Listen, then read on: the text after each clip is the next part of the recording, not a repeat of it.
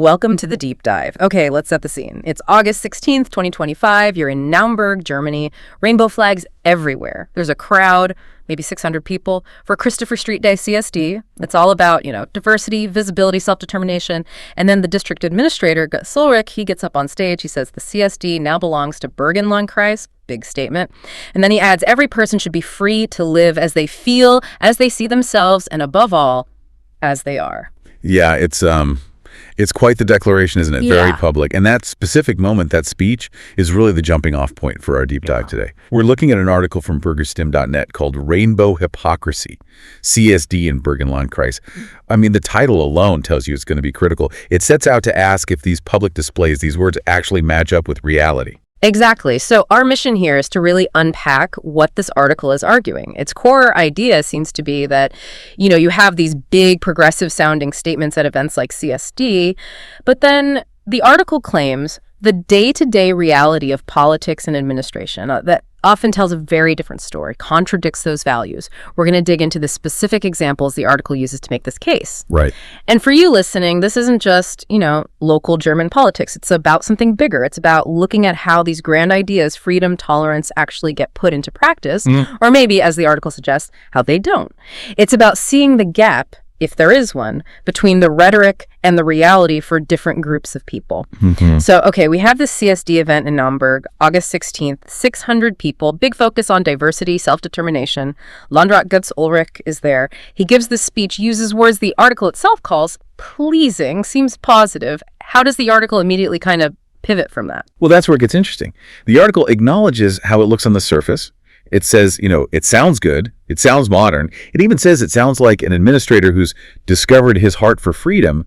But then, bam, it hits you with, but if you look closely, you realize the whole thing is nothing more than a well-rehearsed political show. The core assertion is that this rhetoric is contradicted every single day by the reality on the ground in the district. Wow. Okay, so no pulling punches there.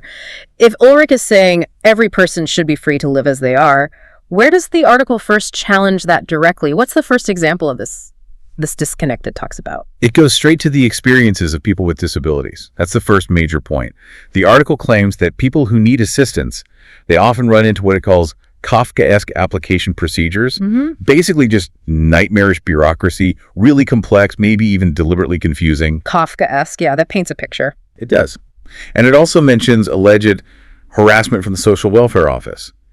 The argument is that the administration's understanding of self-determination is superficial. It exists at best in brochures, is how the article puts it. So instead of dignity and freedom, what people actually experience, according to this source, is often humiliation, bureaucracy, independence. That definitely puts Ulrich's quote in a different light. The article is basically holding up that quote and then showing the situation and asking, is this what you mean by living as one is? Exactly. It's setting up a direct comparison, a direct contradiction. And it implies this isn't just an isolated issue. It's presented as part of a pattern. Right. So it's building a case around the consistency or lack thereof of applying these stated values. What other examples does it bring up? Where else does it claim these ideals, self-determination, freedom, democracy, weren't followed through on? Well, the next area it points to is peace demonstrations that happened in recent years. The article asks, essentially, did Herr Ulrich, or the political establishment in general, really stand up for self-determination and freedom during those events? And its answer is pretty blunt. Fehlanzeige, which means, failure or no sign of it. Fehlanzeige, okay. Yeah. It claims that politics was conspicuous by its silence or, better, by its absence.